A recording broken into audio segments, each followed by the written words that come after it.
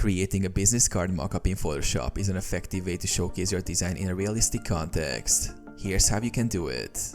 Prepare your design. First, design your business card using Photoshop or Canva and save it as a high-resolution file. Download the business card mockup template. Search for a free or premium business card mockup template online. Download the template, which usually comes in a PSD format with smart objects. Open the mockup template in Photoshop. Open Photoshop, then load the downloaded PSD file. You will see layers, including one labeled Smart Object for the business card. Insert your business card design. Double-click the Smart Object layer. This will open a new tab where you can paste your business card design. Paste your design into the new window, ensuring it fits within the business card area. Save and close the Smart Object file to return to the main mockup.